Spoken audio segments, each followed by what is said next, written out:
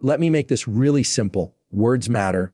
They reveal more than most people realize. And sometimes the things a man says to you aren't just careless comments, they're red flags, big ones, the kind that tell you who he really is and what life with him will look like. Today, I'm going to give you 5 specific phrases. If you hear them, don't argue, don't explain, just walk away. When a man looks at you and says, you're too sensitive, I want you to really hear what's happening in that moment.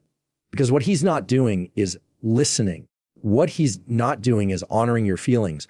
What he's not doing is showing you respect. Instead, he's taking the very thing you're opening up about, your emotions, your vulnerability, and flipping it back on you like it's a problem. That's not love. That's not care. That's dismissal. Now, let me be clear. Sensitivity isn't a weakness. Sensitivity means you feel. It means you notice. It means you care enough to let someone in. That's strength. But when he says you're too sensitive, what he's really saying is, I don't want to deal with what you're bringing up. So I'm going to shut it down before it ever gets off the ground. And that's dangerous because it teaches you over time that your feelings aren't safe to share, that your emotions are somehow wrong. And when you start believing that, you start silencing yourself. Think about it. Relationships are built on communication. If every time you try to communicate, you're told you're too much, eventually you stop talking. And when you stop talking, you disconnect. And when you disconnect, the relationship isn't really a partnership anymore. It's just you trying not to upset someone who refuses to meet you halfway. That's not sustainable. Now, let me ask you, why would someone say that? Why would someone call you too sensitive? Because it's easier than accountability. It's easier than saying, you know what, you're right. I could have handled that better, or I see how that hurt you and I'll work on it. Accountability is hard. But blame shifting, that's quick. And calling you too sensitive is just a quick way to dodge responsibility. And here's the truth, people who love you don't want to silence your feelings. They want to understand them. They may not always agree. They may not always like hearing it, but they don't label you as the problem just for expressing yourself. That label, too sensitive, it's meant to shut the door on the conversation to make you question your own reality. And if you're not careful, you'll start thinking, maybe I am overreacting. Maybe it is me. That's not clarity. That's manipulation. You see, language matters because if someone keeps telling you you're too sensitive, after a while, you don't just doubt your feelings, you doubt your worth. You start adjusting yourself to fit into their comfort zone. And in doing that, you shrink. You lose pieces of who you are just to keep the peace. And no relationship is worth you losing yourself. Here's the difference. The right man will want to know why something bothers you. He'll lean in, not push away. He'll say, tell me more. Help me understand. He won't shame you for feeling. He won't make you feel small. He'll stand in it with you, even when it's messy, because real connection requires empathy. And empathy doesn't sound like you're too sensitive. Empathy sounds like, I didn't realize that hurt you. I'll do better. So the next time you hear that phrase, you're too sensitive, I want you to pause, not to second guess yourself, but to recognize what's really happening. That's not a reflection of you. That's a reflection of him. And it's telling you loud and clear, this is someone who doesn't value your voice. And if he doesn't value your voice now, he's not going to value it later. Don't try to explain it away. Don't try to convince him otherwise. You don't have to debate your own emotions because your emotions are valid. Your sensitivity is strength. And a man who can't see that isn't a man you should stay with. So if he tells you you're too sensitive, walk away. When a man says to you, you'll never find anyone better than me, I want you to stop right there and hear the weight behind those words, because that isn't confidence speaking. That isn't love speaking. That's control. That's fear wrapped in arrogance. And it's meant to trap you in a place where you start to believe your options are limited when the truth is they're not. Think about what's really being said in that moment. He's not celebrating your connection. He's not grateful for the relationship. He's putting himself on a pedestal and daring you to believe you could ever do better. That's not a partner. That's a salesman. And what's he selling? He's selling you the idea that he's the best you'll ever have, so you'd better stay put. And that is manipulation, plain and simple. Now, here's the problem with manipulation like this. It doesn't always sound like manipulation at first. Sometimes it sounds like teasing. Sometimes it sounds like confidence. But if you listen closely, you'll realize it's not said to lift you up. It's said to keep you down, because the message is clear. Without me, you're nothing. And once you start believing that, he's got the control. Real confidence doesn't need to compare. Real love doesn't need to trap. A healthy man doesn't have to remind you he's the best thing that ever happened to you. He shows it by how he treats you. He proves it with consistency, with patience, with kindness. That's what speaks louder than words. But when he has to declare, you'll never find anyone better, that's insecurity trying to disguise itself as strength. Let me be real with you. If someone truly thinks they're the best you'll ever find, they don't feel the need to improve. They don't feel the need to grow. They don't feel the need to check themselves, because in their mind, you're already lucky to have them. And that sets the stage for complacency. That's how relationships die. When one person stops showing up and hides behind pride instead of progress. And here's where it gets even trickier. That phrase can make you start second guessing yourself. You might begin to wonder, what if he's right? What if I don't find anyone better? And once that thought creeps in, it starts shaping your choices. You tolerate more than you should. You stay longer than you should. You accept things you don't deserve, all because someone convinced you that your worth begins and ends with them. But let me tell you this, if a man has to convince you he's the best you'll ever find, he's already showing you he's not. The truth is, there are billions of people in this world, and the right one isn't going to threaten you into staying. The right one isn't going to measure your options for you. The right one is going to be grateful that you choose him every day, not try to scare you into thinking you don't have a choice. That's the difference between love and control. Because love doesn't sound like you'll never find anyone better.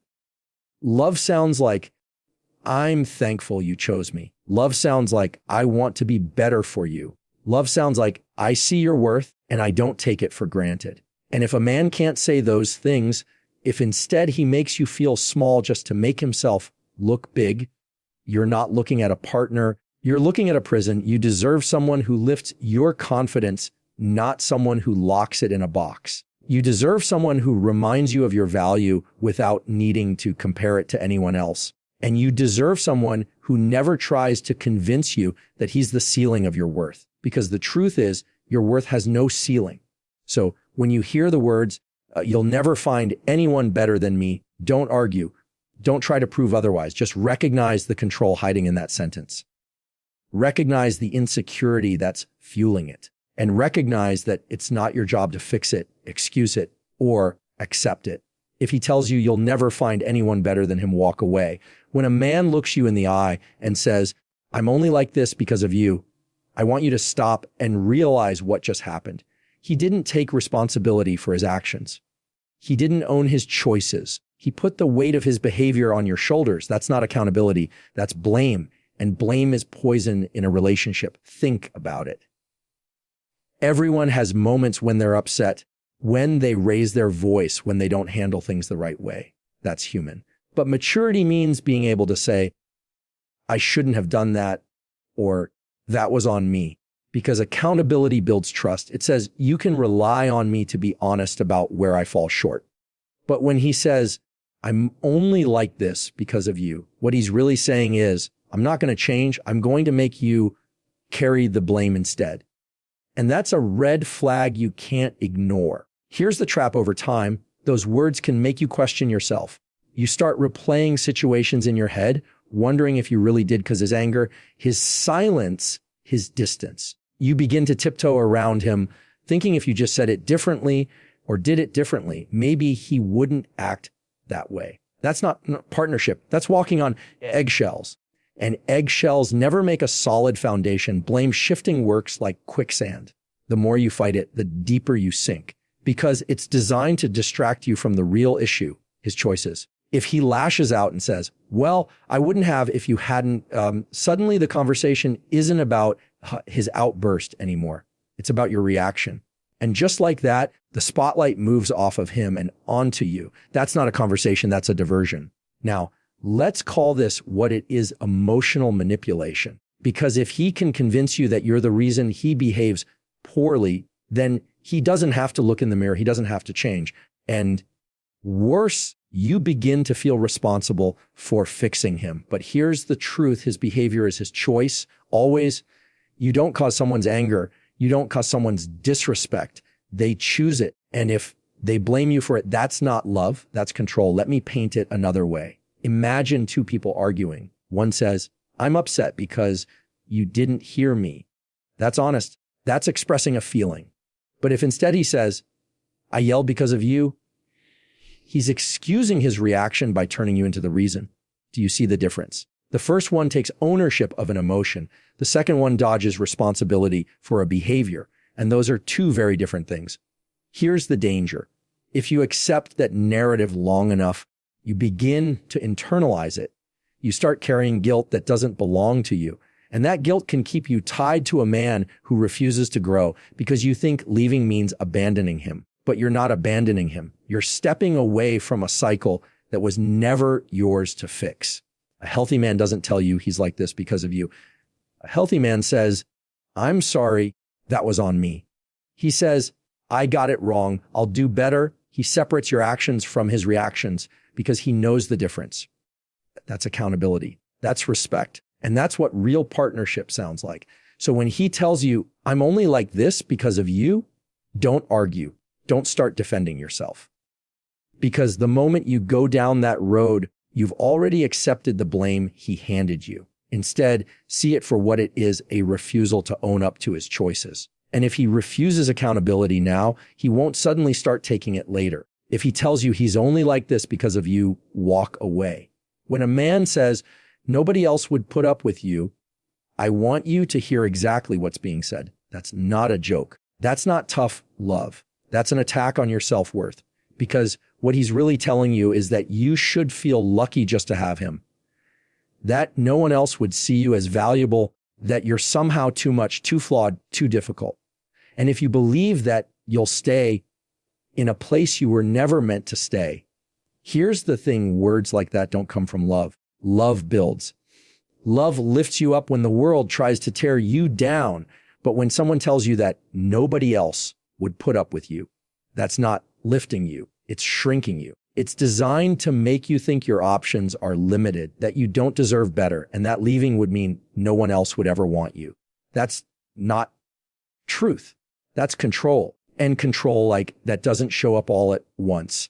It's usually planted little by little. Maybe it starts as a passing comment, something said in frustration, something you brush off. But then it happens again and again. And before long, it becomes the background noise of your relationship. And the more you hear it, the more it starts to sound believable, because repetition is powerful. If someone repeats a lie often enough, it can start to feel like fact, even when deep down you know it isn't. The danger is that once those words sink in, they can shape the way you see yourself. You begin to filter your worth through his voice. Instead of asking, "Am I being treated well?" you start asking, "Am I really hard to love?" Instead of thinking about what you need, you start worrying about how to keep him happy because you've been told he's the only one who would ever put up with you. That's not love. That's erasing who you are. Let me tell you something important. You are not too much. You are not unlovable. You are not someone that only one person on this planet could ever tolerate. Those are lies spoken by someone who wants to keep you small so they can feel big. Because when someone uses that line, "Nobody else would put up with you," what they're really saying is, "I don't want you to realize you deserve more than this." A healthy man will never make you question whether you're lovable. He won't weaponize your imperfections or use them against you. Because guess what? We all have flaws. We all have quirks. We all have things that make us challenging at times. But in a healthy relationship, those things aren't ammunition. They're just part of being human. And someone who truly loves you doesn't make you feel like a burden because of them. They accept them. They accept you. Here's what's also true. The right person will never make you believe you're lucky just because they tolerate you. The right person will make you feel grateful because they see you, they value you, they cherish you, and you'll feel the same way about them. That's mutual. That's respect. That's love. Tolerating isn't the bar. Respecting, appreciating, growing together, that's the bar. So when a man throws that line at you, nobody else would put up with you. Don't waste your energy trying to prove him wrong. Don't list all the ways you bring value, because the moment you start defending yourself, you've already accepted the false frame he set up, and you don't need to. Your worth isn't up for debate. Instead, I want you to recognize it for what it is, a tactic, a way to chip away at your confidence so you don't see your choices clearly. And if someone's goal is to strip away your confidence just to keep you around, that's not someone you need in your life. Because the right partner won't try to make you believe you're hard to love. They'll do the opposite. They'll remind you every day why you're easy to love. So if he tells you nobody else would put up with you, walk away. When a man says, if you really loved me, you would, I want you to pause, because that sentence isn't about love at all. That sentence is about leverage. It's about twisting something pure, your love, into a bargaining chip to get what he wants. And the moment love becomes a condition, it stops being love and starts being control. Think about what's happening in that moment. He's not inviting you into a choice. He's cornering you into a decision. He's framing it so that if you don't do what he wants, your love must not be real. But that's not fair. That's not honest. That's manipulation dressed up as intimacy. Love is not a test you have to pass. Love is not a list of hoops you have to jump through. And anyone who tells you otherwise is using love as a tool, not as a gift. Because real love doesn't sound like, if you loved me, you'd prove it. Real love sounds like, I know you love me and I trust you to choose what's right. Do you feel the difference? One is freedom. The other is a trap. Here's the danger of that phrase.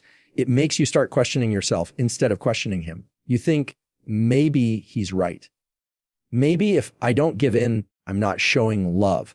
And once that thought takes root, it becomes harder and harder to draw boundaries, because suddenly every time you try to say no, you feel guilty. You feel like you're failing him. You feel like you're failing the relationship, but love doesn't punish you for saying no.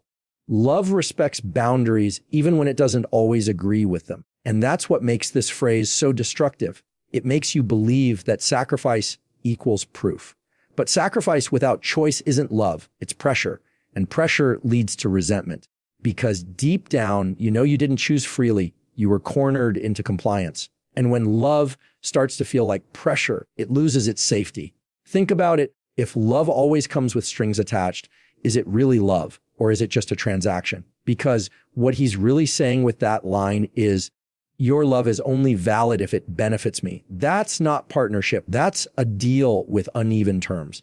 And in a deal like that, you'll always be the one paying more. The right man doesn't demand proof of your love through conditions. He doesn't say, if you loved me, you would change this, give me that, forgive this, ignore that. He doesn't turn your love into leverage. Instead, he appreciates the ways you already show it through your time, your presence, your care, your patience. And he gives that same energy back to you. That's balance. That's healthy. That's real. And let me be clear, there's a big difference between expressing a need and weaponizing love. A man can say, I need more quality time with you. And that's honest communication. But when he says, if you loved me, you'd spend more time with me, that's no longer about the need. It's about guilt. And guilt is a terrible motivator for love, because guilt may make you stay, but it will never make you feel safe. So when you hear that phrase, don't argue with it. Don't get pulled into proving your love by bending past your boundaries, because that's exactly what it's designed to do, to push you into defending something that doesn't need defending. Your love is not up for negotiation. It's not a tool. It's not a bargaining chip. It's a gift you choose to give. And if a man can't accept it without conditions, then he's not ready for the kind of love you have to offer. If he tells you, if you really loved me, you would walk away. Let me leave you with this. Words aren't just words. They're windows. They show you how someone really thinks, how they really value you, and how they'll treat you long term. If a man dismisses your feelings, if he tries to convince you he's the best you'll ever have, if he blames you for his behavior, if he attacks your worth, or if he uses your love as leverage, those aren't slip-ups. Those are signals. Signals that this isn't safe, this isn't healthy, and this isn't love. You don't need to argue. You don't need to prove. You don't need to wait for change that isn't coming. You only need to recognize it for what it is and remember what you deserve. So if a man says these things to you, don't explain, don't negotiate, don't stay, walk away.